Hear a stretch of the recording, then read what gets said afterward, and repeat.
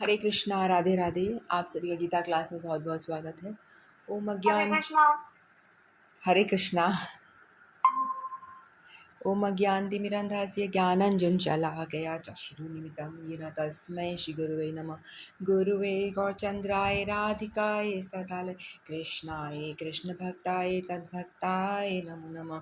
नमो विष्णुपादाय कृष्णपृष्ठाय भूतले श्रीमद्भक्ति वेदान्त नारायणीति नामिने श्रीकृष्णलीला कथने सुदाक्षं औदार्यमाधुर्यगुणक्षुब्धं वरं वरीनियं पुरुषमहन्तं नारायणं तं शिरसा नमामि। श्रीचैतन्यमनोभीष्टं स्थापितं येन भूतले स्वयं रूप कदा मह्यं ददाति स्वपदान्तिकम् आजानुलम्बितभुजगङ्कावदातो सङ्कीर्तनैकपित्रो कमलायताक्षो विशम्भरो द्विजवरो धरं पालो वन्दे जगत्प्रियकरो करुणावतारो।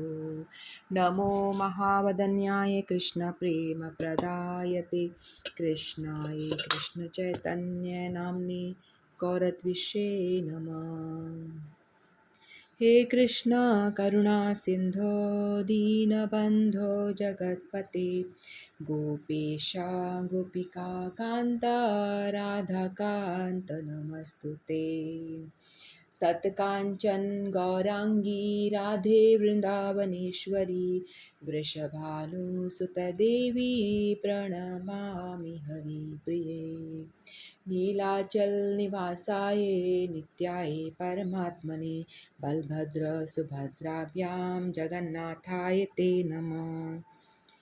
जय श्री कृष्ण चैतन्य प्रभु नित्यानंद श्री अद्वैत गदाधर शिवासादि गौर भक्त वृंद। हरे कृष्ण कृष्ण कृष्ण हरे हरे, हरे राम राम राम हरे हरे, हरे कृष्णा कृष्णा कृष्ण हरे हरे, हरे राम राम राम हरे हरे। मैं सर्वप्रथम अपने परम आराधितम गुरुपाद पद्म नितलीला प्रवेशम विष्णुपाद अष्टोत्तर श्री श्रीमद भक्ति वेदांत नारायण गोसाई महाराज जी के श्री चरणों में अनंत कोटि दंडवत प्रणाम करती हूँ। तत्पश्चात समस्त रूपानुगुरु परंपरा के चरणों में मेरा अनंत कोटि दंडवत प्रणाम। आप सभी को मेरा यथा योग्य दंडवत प्रणाम स्वीकार। हरे कृष्ण। तो हम सभी श्रीमद् भगवद गीता का अध्ययन कर रहे हैं और अभी तक हमने 17 श्लोक पूरे कर लिए थे और इसमें भगवान जो काल चक्र कैसे चलता है उसके विषय में बता रहे थे, काल की गति के विषय में बता रहे थे कि ब्रह्मा जी का जो दिन है मानवीय गणना के अनुसार 1000 गुना मिलकर ब्रह्मा जी का एक दिन बनता है। हमने पहले जाना था ना, जो 4 युग होते हैं चतुर्युगों को ऐड कर देते हैं, उनको प्लस करने के बाद में उसको यदि आप 1000 टाइम उसको मल्टीप्लाई कर देते हो तो उतना ब्रह्मा जी का एक दिन होता है। फिर उतना ही ब्रह्मा जी का, उतनी ही बड़ी ब्रह्मा जी की एक रात होती है। तो ब्रह्मा जी का दिन और रात यानी 2000 टाइम हो जाएगा, एक चतुर्युग का 2000 टाइम। तो दिन और रात मिला के हो जाए अपने 8,064 करोड़ साल। इतने साल तो ब्रह्मा जी का एक दिन होता है, दिन और रात मिलके 8,064 करोड़ साल। इतना बड़ा ब्रह्मा जी का एक दिन और रात, यानी एक दिन कहते हैं उसको, 24 घंटे होते हैं। तो हम अगला श्लोक लेते हैं 18वां। अव्यक्तादव्यक्तः सर्वा प्रबध्यन्तः रागमे रात्र्यागमे प्रलीयन्ते तत्रैवाक्यः संज्ञते।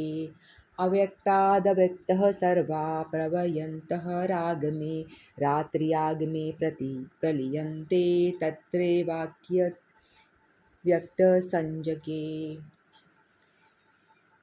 श्री भगवान कहते हैं ब्रह्मा के दिन के शुभारंभ में सारे जीव अव्यक्त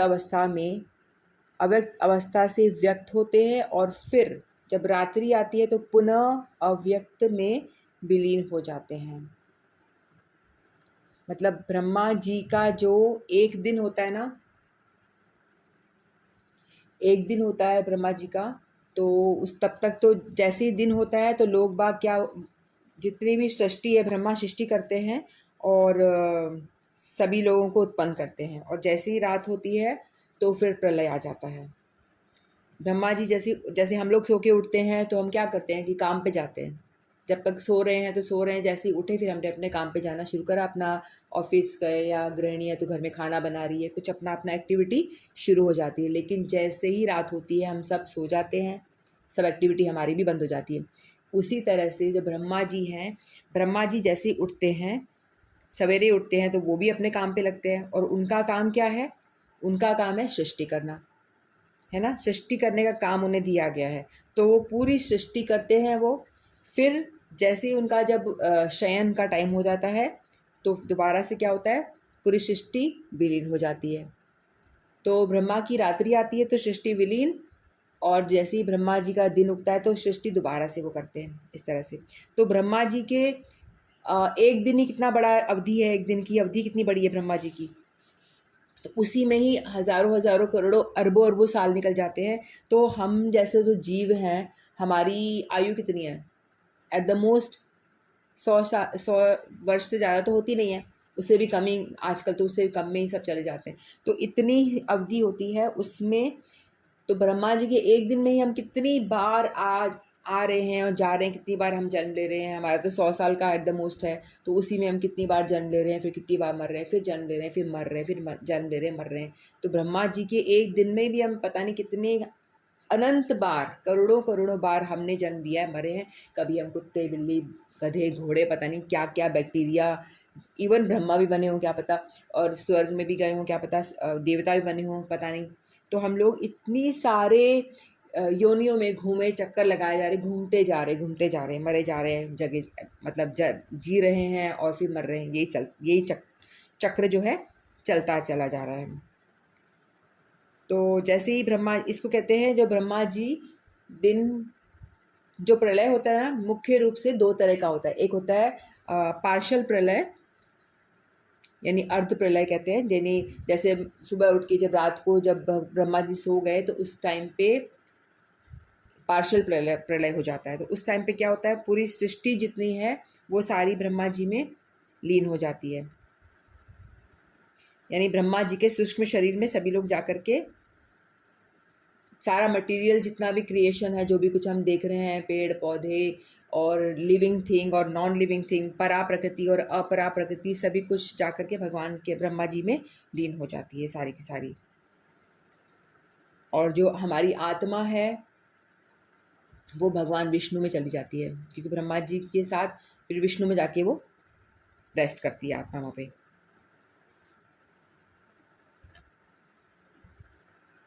नेक्स्ट श्लोक लेगा। भूतग्राम स एवायं भूत्वा भूत्वा प्रलीयते रात्यागमे वश पार्थ प्रभवतय हरागमे। भूतग्राम स एवायं भूत्वा भूत्वा प्रलीयते रात्र्यागमे वश पार्थ प्रभवते हरागमे। भगवान कहते हैं जब जब ब्रह्मा का दिन आता है तो सारे जीव प्रकट होते हैं, और ब्रह्मा की रात्रि होते ही वे असहायवत विलीन हो जाते हैं। तो इसी चीज़ को भगवान आगे और एक्सप्लेन कर रहे हैं। अल्पज्ञानी पुरुष जो इस भौतिक जगत में बने रहना चाहता है, उच्चतर लोकों को प्राप्त कर सकते हैं, किंतु उन्हें पुनः इस धरालोक पर आना होता है। वे ब्रह्मा का दिन होने पर इस जगत के उच्चतर तथा निम्नतर लोकों में अपने कार्यों का प्रदर्शन करते रहते हैं। तो जैसा कि हमने पढ़ा था ना कि पिछले श्लोक में मैंने आपको बताया था कि 14 भुवन होते हैं, है ना, यानी 14 भुवन जो होते हैं, जैसे 14 माले की बिल्डिंग का मैंने उदाहरण दिया था कि बिल्डिंग में ऊपर नीचे माया देवी आपको भेजती रहती है आपके कर्मों के हिसाब से। तो उच्च लोक 7 उच्च लोक होते हैं, और नीचे के 7 लोक 14 मिला के, बीच में जो होता है पूरे पृथ्वी लोक होता है, उसके ऊपर 6 उच्च लोक होते हैं। तो सबसे पहले भूलोक, बीच में जो है भूलोक, फिर उसके ऊपर 6 हैं, स्वर्गलोक, महरलोक, जनलोक, तपलोक, सिद्धलोक, और सत्यलोक। जो सत्यलोक है उसको ब्रह्मलोक भी कहते हैं। तो ये ऊपर के लोक हैं, ठीक है। जिसके पास पुण्य होता है वह स्वर्ग में जाते हैं, तो हमें पता है। तो स्वर्ग से भी ऊंचा, यानी उससे भी ज़्यादा वहाँ पे ऐश्वर्य है, वो ये बताए गए सारे लोगों में। भूलोक का ऐश्वर्य है समुद्र की बूंद के बराबर, और स्वर्ग का ऐश्वर्य जो मैंने कंपैरिजन बताई थी आपको, वो समुद्र के बराबर बताई थी।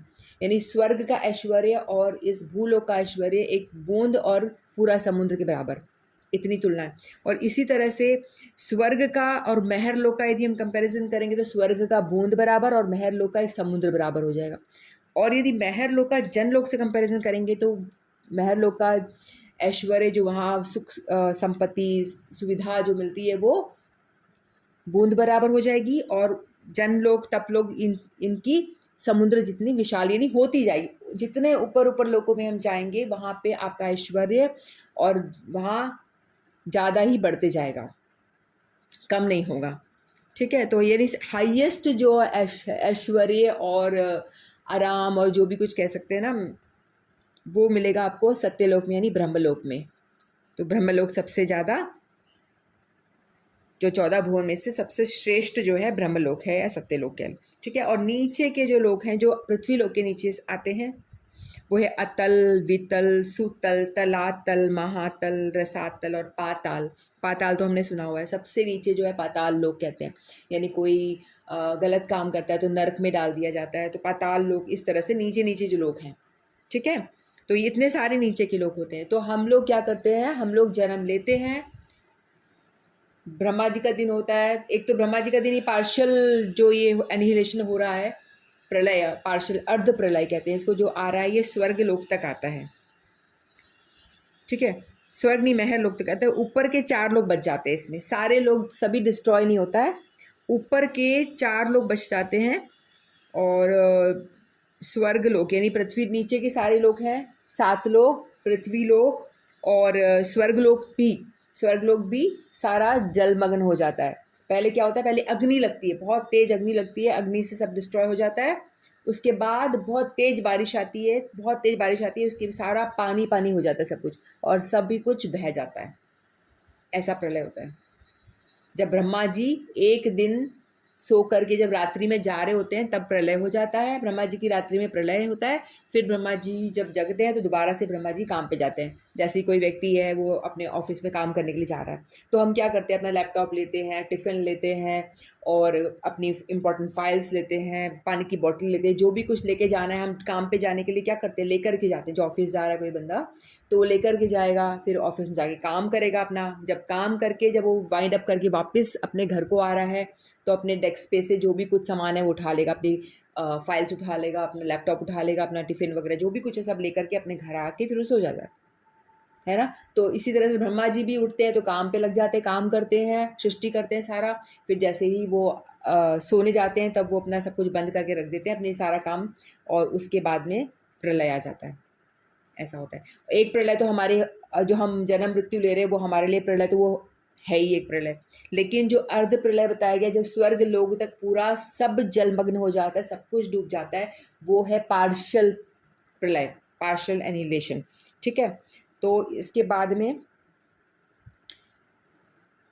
दिन में उन्हें भौतिक कार्यों के लिए नाना शरीर प्राप्त होते रहते हैं। जैसे हम ब्रह्मा के एक दिन में हम लोग कितने शरीर बदल लेते हैं, है ना, कितनी, क्योंकि हमारी तो अवधि सिर्फ 100 साल की है और ब्रह्मा जी का तो एक दिन बहुत लंबा है। तो उसी में हम करोड़ों करोड़ों अरबों साल लंबा है, तो उसी में हम लोग कितने अनंत बार जन्म ले रहे हैं, मर रहे हैं, जन्म ले रहे हैं, मर रहे हैं। कभी गधा, घोड़ा, बिल्ली, कुत्ता, पता नहीं क्या क्या, अपने कर्मों के हिसाब से मनुष्य भी बन रहे होंगे और 14 भुवन में भी घूम रहे होंगे इधर उधर। तो यही चक्कर चल रहा है हमारा।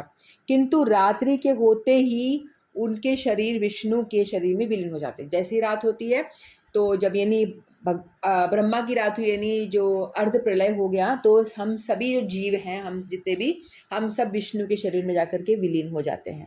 विलीन का मतलब होता है जैसे कि आपको कोई एनेस्थीसिया दे दिया, यानी आपको बेहोशी की दवाई दे दी और आप बेहोश पड़े हो, आपको पता ही नहीं कुछ भी, बस पड़े हुए हो। तो उस तरह से आत्मा जो है हमारी विष्णु के अंदर पड़ी रहती है। वे पुनः ब्रह्मा का दिन आने पर प्रकट होते हैं। और जितना दिन ब्रह्मा की रात रहती तब तक हम ऐसे ही पड़े रहते हैं।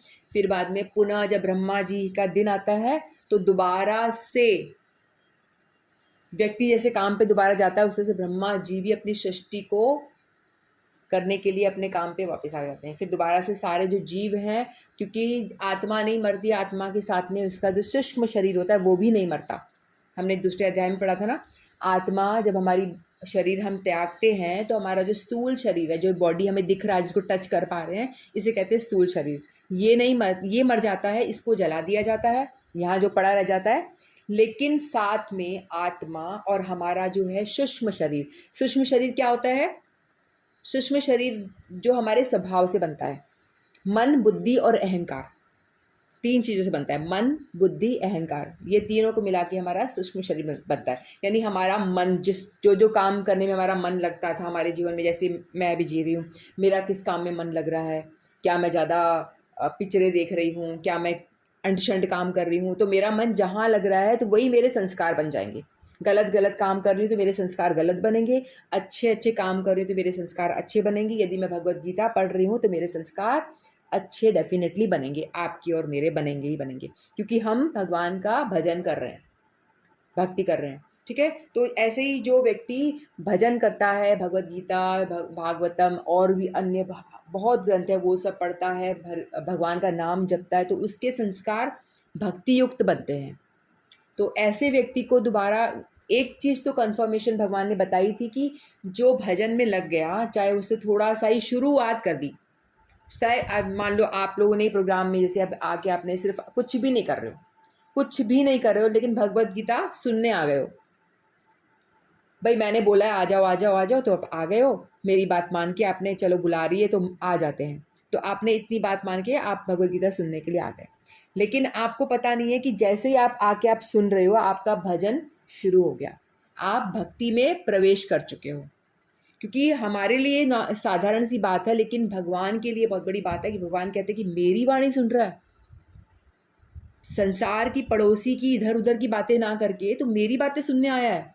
तो भगवान बड़े प्रसन्न होते हैं इस चीज़ से, क्योंकि हम इधर उधर का प्रजल्प नहीं कर रहे हैं, किसी की बातें नहीं कर रही, इसकी बहू ऐसी, इसकी सासू ऐसी, इसका बेटी भाग गई, बेटा भाग गया, ये वो अंट शंट ये बकवास नहीं करके हम लोग अपने समय का सदुपयोग कर रहे हैं। ना कि हम टीवी पे कोई इधर उधर की फालतू सीरीज़ देख रहे हैं जिसमें कि यही दिखाते हैं उसने इसको मार दिया, इसने इसको ये कर दिया, या न्यूज़ में भी देख लो क्या आता है। तो ये सब ना देख करके हमने किस चीज़ को इम्पोर्टेंस दिया? हमने दिया भगवान की वाणी को। हमने कहा कि भगवान जो बोल रहे हैं चलो सुने, क्या है इसमें, क्या बताना चाह रहे हैं भगवान, हमसे क्या कन्वे कर रहे हैं। तो हमने प्रायोरिटी भगवान को दी।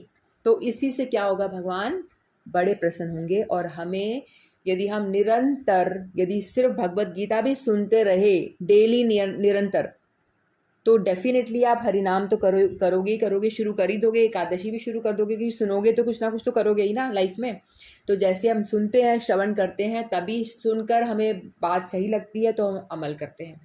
और यानी जैसी भगवत गीता सुन रहे हो, आपका भक्ति का प्रारंभ हो गया। और भगवान आपको कम से कम इतना तो भगवान कहते हैं कि मैं तुम्हें जानवर नहीं बनाऊंगा।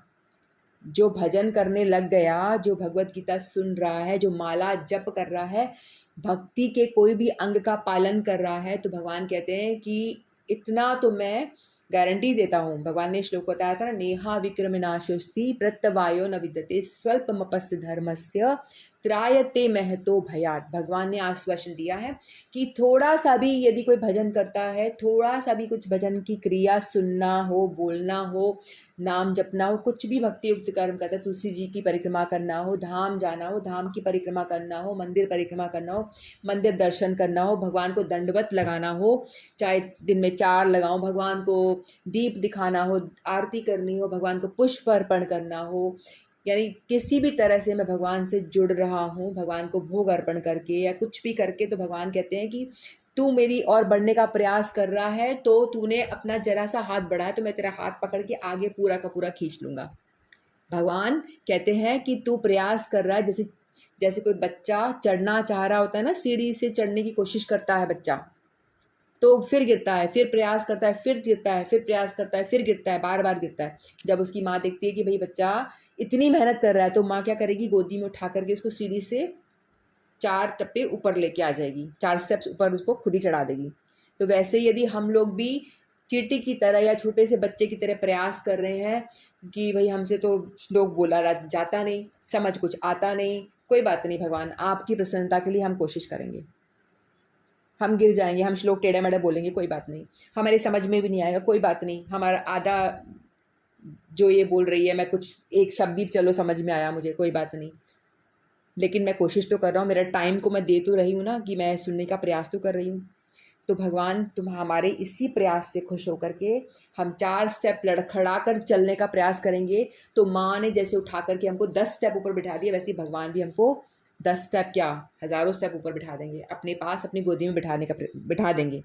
तो इसलिए हम लोगों को चाहिए कि हम कंसिस्टेंसी बनाए रखें, धैर्य के साथ में डेली आएँ और डेली सुने, और सुनने के बाद में भगवत गीता को खोल के खुद भी पढ़े नियम से, क्योंकि श्रावण मास चल रहा है, ये बहुत ही पवित्र मास माना जाता है। श्रावण मास में कोई शादी ब्याह कहीं जाना आना होता नहीं, कुछ नहीं करना होता, तो हमें भजन करने के लिए बहुत ही फेवरेबल टाइम मिलता है। तो हमें इस समय पे हमें इन भक्तियुक्त कर्मों में लगना चाहिए। अगर लगते हैं तो हमको इसका बहुत ज़्यादा फ़ायदा मिलता है, क्योंकि भगवान ने बताया है श्रावण चतुर्मास जो है, श्रावण मास को तो वैसे श्रावण है चल रहा है, श्रावण को तो वैसे ही बड़ा पुण्य बोलते हैं ना, पुण्य मास है।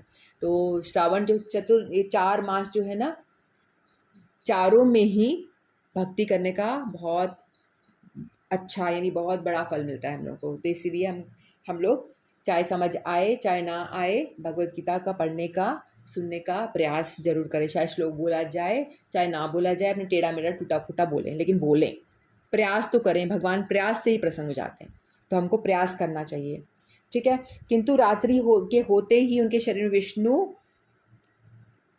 के शरीर में विलीन हो जाते हैं। वे पुनः ब्रह्मा का दिन आने पर प्रकट होते हैं। भूतवा भूतवा प्रलीयते, दिन के समय प्रकट होते हैं और रात्रि के समय पुनः विनष्ट हो जाते हैं। अंततो गत्वा, यह जब ब्रह्मा का जीवन समाप्त होता है तो उन सबका संहार हो जाता है और वे करोड़ों वर्षों तक अप्रकट रहते हैं। अन्य कल्प में ब्रह्मा जी का जन्म होने पर वे पुनः प्रकट होते हैं। इस प्रकार के भौतिक जगत के जादू से मोहित होते रहते हैं, किंतु जो बुद्धिमान व्यक्ति हैं वो कृष्ण भावना में स्वीकार करते हैं। तो देखो, एक तो मैंने बताया था अर्ध प्रलय, पार्शियल प्रलय बताया था, जो ब्रह्मा जी का दिन खत्म होता है और रात शुरू होती तो होता है, ठीक है। ऐसे ही भगवान की उम्र कितनी है, 100 साल। हमारी भी 100 साल है, लेकिन हमारा 100 और ब्रह्मा जी का 100 उसकी गणना बहुत डिफरेंट है, जो हमने अगले श्लोक में चर्चा की थी उसकी। जिसको सुनना है तो नेक्स्ट वाला जो श्लोक है, पहले वाला 16-17 आप यूट्यूब पे जाके सुन सकते हैं, ठीक है। तो उसमें बताया गया है कि ब्रह्मा जी का एक दिन कितना बड़ा है, कितना बड़ा यानी अरबों खरबों साल जितना बड़ा। तो ब्रह्मा जी का चारों चतुर्युग को हम प्लस करते हैं, उसको फिर मल्टीप्लाई बाय 1000 करते हैं तो एक दिन होता है, उतना ही बड़ा रात होती है। यानी 2000 बाय 2000 चारों युगों को 2000 से मल्टीप्लाई करते हैं तो हमारा ब्रह्मा जी का एक दिन आता है, दिन और रात्रि। तो ऐसे ही करके महीना, फिर साल, फिर मतलब हर साल करते 100 साल हो जाते हैं तो क्या होता है, दूसरा प्रलय होता है। जब ब्रह्मा जी के 100 साल पूरे हो जाते हैं, यानी ब्रह्मा जी की अवधि पूर्ण हो जाती है जीने की, तो फिर एक और प्रलय आता है। अब इस प्रलय में क्या होता है, पूरा ब्रह्मांड, ब्रह्मा का जो जहाँ रहते हैं उसको पूरा ब्रह्मांड ही कहा जाएगा ना, ब्रह्मा की सृष्टि जो बनाई हुई है पूरी ब्रह्मांड कहते हैं उसको। तो फिर पूरा ब्रह्मलोक भी सब डूब जाता है उस टाइम पे जो प्रलय होता है उसमें सारे 14 भुवन जितने भी हैं, पाताल लोक से लेकर के उच्च सत्यलोक यानी ब्रह्मलोक तक जितने भी हैं, सभी में सारे पहले अग्नि जलती है, सारे आग में जल जाते हैं। उसके बाद में सारे जीव जितने भी परा और अपरा, लिविंग या नॉन लिविंग, जो भी कुछ हमें दिख रहा है, कुछ भी जो दिखाई दे रहा है, सब कुछ डिस्ट्रॉय हो जाता है, सब कुछ डिस्ट्रॉय हो जाता है। फिर उसके बाद में क्या होता है, फिर ब्रह्मा जी भी मर जाते हैं, क्योंकि वो उनका भी हो गया अवधि पूरा, तो ब्रह्मा जी भी मर जाते हैं। सब जो अपरा प्रकृति नॉन लिविंग जो थिंग सब ब्रह्मा जी के अंदर सिमट जाता है।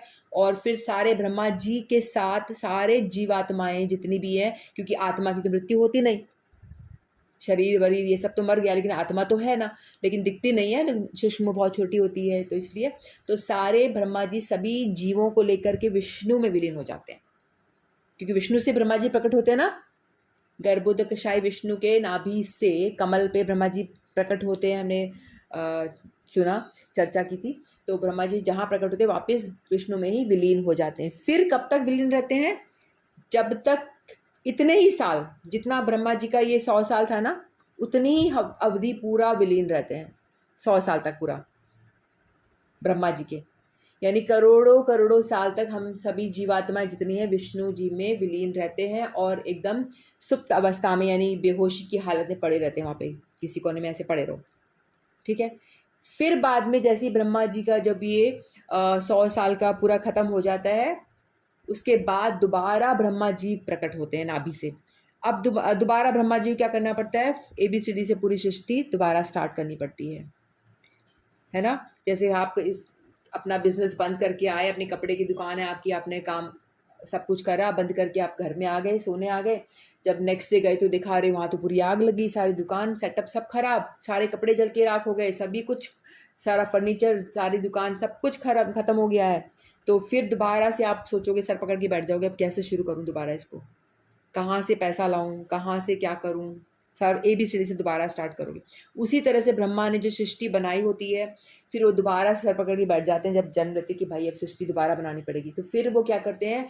तपस्या करते हैं। फिर तपस्या करते हैं, हरि नाम का जप करते हैं, महामंत्र का जप करते हैं, हरे कृष्ण कृष्ण कृष्ण हरि हरि, हरि राम राम राम हरि हरि, ये मंत्र का जप करते हैं, भगवान को स्मरण करते हैं। फिर भगवान उनको पावर देते हैं दोबारा सृष्टि करने का। फिर इस तरह से क्या होता है? दोबारा सृष्टि स्टार्ट हो जाती है। तो इसी तरह से ये जो पूर्ण प्रलय जो होता है उसके बाद से दोबारा सृष्टि स्टार्ट होती है, फिर दोबारा से यही चक्कर चलता रहता है।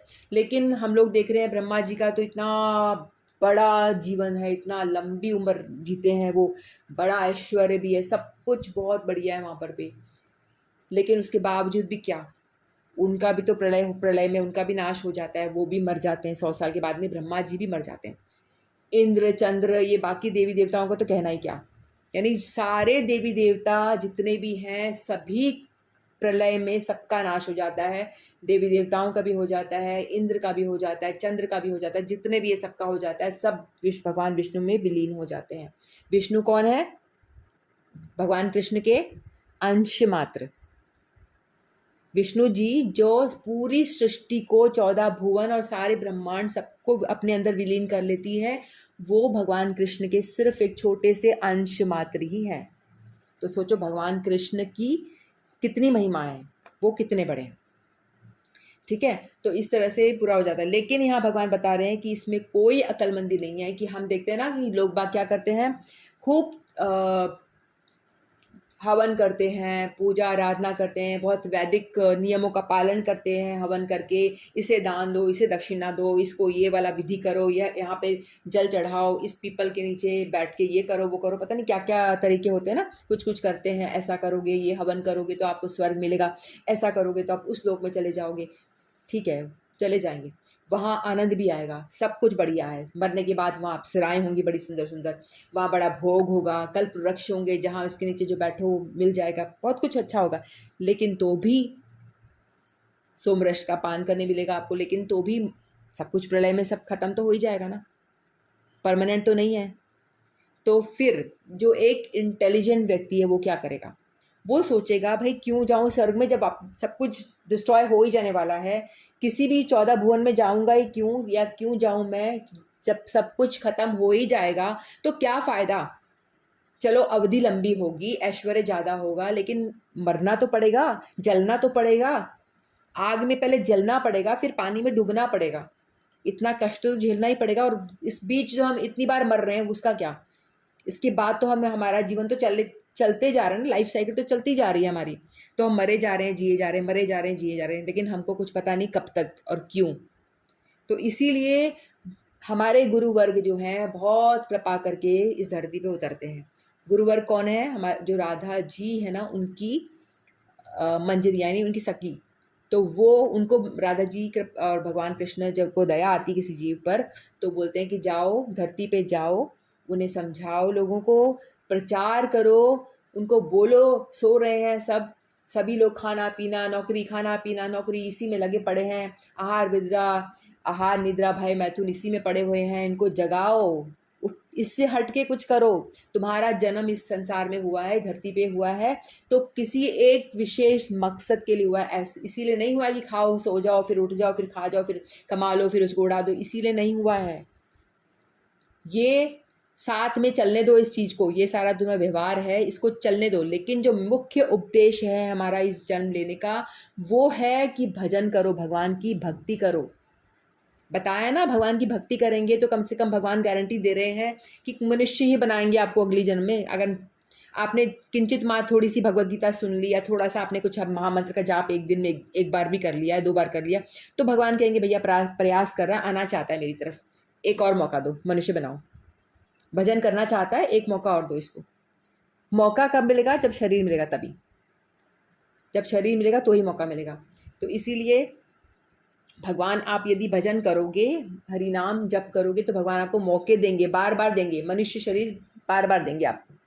लेकिन यदि आप भजन नहीं करोगे, मनुष्य शरीर भगवान ने दे दिया जिसका कि मुख्य काम था भजन करना, और आपने वो छोड़ दिया और उसके अलावा बाकी सब कुछ कर दिया, आपने बहुत पैसे कमा लिए, बहुत बिल्डिंग बड़ी बड़ी खड़ी कर ली, बड़ा बड़ा अपना एम्पायर बना लिया, बिजनेस खूब सेटल कर लिया, करोड़पति बन गए आप, पता नहीं क्या क्या नहीं बन गए आपने, यानी मटीरियली बहुत अचीव कर लिया, बहुत अचीव कर लिया, लेकिन भगवान का नाम नहीं लिया, भजन नहीं करा, तो सब कुछ ज़ीरो, कुछ फ़ायदा नहीं। अगली बार भगवान बोलेंगे इसको मनुष्य बना के गलत काम किया मैंने, इसने मनुष्य वाला कोई काम ही नहीं करा, इसने तो जानवरों वाले सारे काम करे हैं। आहार निद्रा भय मैथुन जो जानवर करता है वो भी यही कर रहा था। आहार जानवर भी खा रहा है, ये भी खा रहा है, निद्रा वो भी सोता है, ये भी सोता है, बस जगह है कि वो अच्छी जगह सोता है, वो रोड पे सो जाता है। भय इसको भी लगता है, बचने का प्रयास करता है, और ये चोरों से डरता है कि मेरे पास सोना चांदी पड़ा है तो छुपाओ, तिजोरी में रखो, कैमरे लगाओ, बचने का प्रयास वो भी करता है। और बच्चे पैदा ये भी कर रहे हैं, वो भी कर रहे हैं, सभी कर रहे हैं। तो एक ही तो काम सब कर रहे हो, कुछ अलग करा तो फिर ठीक है, तू पशु ही बन जा, पशु बना देंगे, बोलेंगे इसने तो कुछ काम किया ही नहीं, पशु योनि में जाने लायक है, नेक्स्ट लाइफ पशु। लेकिन यदि उस व्यक्ति ने इतना कमाया धमाया लेकिन साथ में भगवान को नहीं भूला, काम कमा करके लाके भगवान को बोला कि भगवान आपने दिया, आपको प्रणाम, आपको नमस्कार, मैं आपको ऑफर करता हूँ, पल पल भगवान को आके प्रणाम कर रहा है, पल पल आके भगवान को धन्यवाद दे रहा है, भगवान तेरा बड़ा धन्यवाद कि तूने मुझे इतना बढ़िया शरीर दे दिया, पहले जो हाथ पैर सब नाक सब प्रॉपर काम कर रहे हैं, कितनी बड़ी बात है। लोगों के पास हाथ नहीं होते, आँख नहीं होती, पैर नहीं होते, हम लोग सोचते हैं हम करूप हैं, गंदे लिख रहे हैं, अरे भैया आँख तो है, देख तो पा रहे हैं। हमें हमेशा थैंकफुल होना चाहिए, हमेशा। तो भजन करोगे तो ही कुछ फ़ायदा है, नहीं तो मनुष्य जन्म भी भगवान नहीं देंगे। यदि भक्ति करना शुरू कर दोगे तो हमारे गुरुवर्ग आके हमको चिल्ला चिल्ला कर यही समझाते हैं, प्रवचन दे देगा कि भजन करो, हरि नाम करो, यही एक साधन है कि इससे मृत्यु और ये जन्म मरण के चक्कर को तोड़ करके हम भगवत धाम जा सकते हैं। भगवत धाम क्या क्या है? जहाँ भगवान कृष्ण, जो किसी के भी अंश नहीं, जो पूर्ण है, जिनमें से सारी सृष्टि प्रकट होती है, 14 भुवन, देवी देवता इंद्र ब्रह्मा सभी कुछ उन्हीं से प्रकट हैं, सभी उन्हीं में विलीन हो जाते हैं। तो हमें चाहिए जो परमानेंट है, क्योंकि देवी देवता परमानेंट नहीं है, भगवान कृष्ण परमानेंट है, उनका धाम परमानेंट है, उनका घर परमानेंट है, और हमारी आत्मा ये भी परमानेंट है, क्योंकि हम भगवान के अंश हैं, इसीलिए हमारी आत्मा भी परमानेंट है। तो हमें चाहिए कि अपने घर वापस लौटे, घर यानी भगवान के घर, ठीक है। तो हम लोगों को भगवान के धाम जाएंगे तो वहाँ से लौट के वापस नहीं आना पड़ेगा। भगवान कहते हैं जो मेरे धाम आता है, यद गत्वा न निवर्तन्ते तद्धाम परमम मम, उस धाम में यदि कोई चला गया तो उसको वापस लौट के नहीं आना पड़ेगा। और वहाँ जाने के लिए क्या आपको क्वालिफिकेशन है, क्या पढ़ना पड़ेगा? इंजीनियरिंग करने के लिए इंजीनियरिंग की पढ़ाई करो, डॉक्टर बनने के लिए डॉक्टर की पढ़ाई करो। भैया भगवान के धाम जाने के लिए जो हाईएस्ट डेस्टिनेशन है इस मनुष्य शरीर का, वहाँ जाने के लिए हमको क्या करना पड़ेगा, कौन सी पढ़ाई करनी पड़ेगी? उसके लिए पढ़ाई करनी है नाम को जपो, ठीक है। कलयुग का धर्म क्या है? नाम संकीर्तन। कलयुग का धर्म नाम संकीर्तन। गोलोक के प्रेम धन, जो गोलोक का यानी भगवान के धाम का जो प्रेम धन है, वही वही यहाँ पे भगवान ने प्रचार किया उतर की चैतन्य महाप्रभु के रूप में, और यही धन है भगवान ने बताया है तुम जैसों के लिए, आलसी, ढीले ढाले, निठल्ले, कामचोर, बुद्धि में कुछ रहता नहीं। जैसे मैं अपने गुण बता रही हूँ जो है कलयुग के जीवों के बारे, तो ऐसे कुछ याद नहीं रहता, स्मरण शक्ति ज़ीरो, ठीक है। तो तुमसे कुछ नहीं होगा, ना तुमसे यज्ञ होगा, ना तुमसे यज्ञ करोगे भी तो ना तुम्हें शुद्ध घी मिलेगा, ना कोई अच्छा ब्राह्मण जो मिल जाए जो अच्छे आचरण वाला हो, चाय ना पीता हो ऐसा भी नहीं मिलेगा, बीड़ी सिगरेट ना पीता हो, अच्छे आचरण वाला ब्राह्मण नहीं मिलेगा, शुद्ध पदार्थ नहीं मिलेगा, शुद्ध लकड़ी भी नहीं मिलेगी, चंदन लेने जाओ वो भी नहीं, यानी कुछ भी चीज़ आपको पदार्थ भी नहीं मिलेंगे। तो आप हवन करके और हवन शवन कर भी लोगे उसके बाद भी आप स्वर्ग लोग ये उच्च लोकों तो की जाओगे जहाँ से वापस आना है।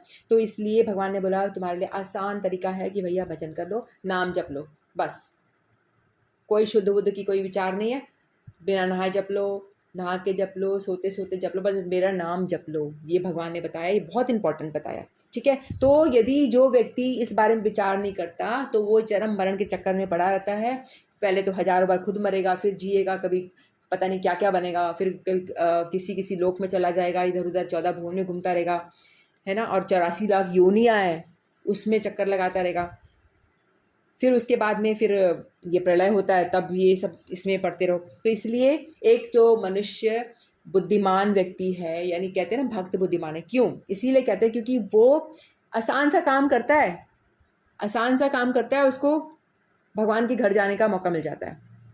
कोई पहाड़ तोड़ना नहीं होता, उसको बस बैठ जाना है और भगवान का नाम जपना है, बड़ा आसान सा काम करके आप भगवान तक पहुंच पाते हो, ठीक है। इस प्रकार वे भौतिक जगत के जादू से मोहित होते रहते हैं, किंतु जो बुद्धिमान व्यक्ति कृष्ण भावना में स्वीकार करते हैं वे इस मनुष्य जीवन का उपयोग भगवान की भक्ति करने में तथा हरे कृष्ण मंत्र के कीर्तन में बिताते हैं। इस प्रकार वे इसी जीवन में कृष्ण लोक को प्राप्त होते हैं और वहाँ पर पुनर्जन्म के चक्कर से मुक्त होकर सतत आनंद का अनुभव करते हैं। यदि आप वहाँ चले जाते हो, कृष्ण भावना में नाम जपोगे डेली, जितना ज़्यादा करोगे तो आप, हो सकता है कि ये इसी लाइफ में हम भगवान तक पहुँच जाए। हमें कलयुग, जो अभी कलयुग का बिगिनिंग है ना, कलयुग का जो स्टार्टिंग है, 5000 वर्ष ही पूरे हुए हैं, अभी हमें इतना बुरा बुरा दिखाई देता है, इतना कलयुग में दुर्गति हो रखी है जगह जगह, लेकिन आगे जाके 4,32,000 वर्ष है कलयुग की अवधि, तो अभी 5,000 ही पूरे हुए हैं, पूरा 4,27,000 पूरा बचा हुआ है, इतना सारा बचा हुआ है। तो इसमें आगे आप देखोगे कितना बुरा हाल हो जाएगा। तो बच लो इससे, निकल के भागना चाहते हो ना, ये सब झेलना नहीं है, तो एक ही उपाय है, एक ही उपाय है कि आप कलयुग के प्रॉब्लम से बच जाओगे और सीधे भगवान के पास पहुंचोगे। वहाँ पे ना तो बुढ़ापा है, ना बीमारी है, ना कोई और प्रॉब्लम है, ना कमाने का चिंता, कुछ भी टेंशन नहीं, आनंद ही आनंद, भगवान के साथ हमेशा गैया चराओ और भगवान के साथ रह के आनंद करो, बांसुरी बजाओ और भगवान की संगति में रहो। तो ऐसी जगह जाने के लिए किसका मन नहीं करेगा बताओ। और वहाँ से जाके वापस जन्म भी लेना नहीं पड़ेगा, वापस भी आना नहीं पड़ेगा। तो इसीलिए हम लोगों को चाहिए कि हम सभी लोग इंटेलिजेंट बने, भक्ति की ओर बढ़ें, भक्ति करने का प्रयास करें, क्योंकि भक्ति करने से हमारा कोई भी नुकसान नहीं होता, फ़ायदा ही फ़ायदा है। चाहे आप हल्का सा थोड़ा सा भी कर रहे हो तो भगवान कम से कम मनुष्य शरीर तो देंगे, कुत्ता बिल्ली नहीं बनाएंगे, ये कौन सी कम बड़ी बात है। अगले जन्म में एक और मौका मिलेगा, फिर थोड़ी सी और कर लोगे तो एक और मौका मिलेगा। 10% इस जन्म में करी मैंने, भगवान ने बोला 10% कोशिश करिए, नेक्स्ट एक और लाइफ दो, फिर मनुष्य बनाएंगे, फिर 20% मैंने कर ली, धीरे धीरे कर रही हूँ, तो फिर दोबारा मनुष्य का मौका देंगे। भगवान कृपा करते हैं ना कि भैया भक्ति करना चाहता है तो भगवान हेल्प करते हैं, यदि नहीं करी तो जाओ बन जाओ कुत्ते बिल्ली। इसीलिए हमको चाहिए कि हम थोड़ा सा ही करें, कि थोड़ा सा भी यदि भजन करते हैं तो वो हमको महान भय से बचा सकता है। महान भय कौन सा? जन्म मृत्यु का ये चक्र जो चल रहा है, इससे हमें बचा सकता है। और यदि इसी जन्म में हमने अच्छे से भजन कर लिया, इसी जन्म में खूब अच्छा हरिनाम जो हमारे गुरुवर बताते 16 नाम करो, उनका पालन कर लिया हमने, तो हो सकता है इसी लाइफ में हम भगवत धाम पहुँच जाएं। तो हम सभी को इंटेलिजेंट बनना चाहिए, भगवान का भजन करना चाहिए, और हो सके तो इसी जन्म में इस जन्म मृत्यु के चक्कर को तोड़ने का पूरा पूरा प्रयास करना चाहिए। ठीक है। वांछा कल्पतरुभ्यश्च कृपा सिंधुभ्यश्च च पतितानां पावनेभ्यो वैष्णवेभ्यो नमो नमः। श्रीमद् भगवद गीता की जय। आप सभी की जय। हरे कृष्ण।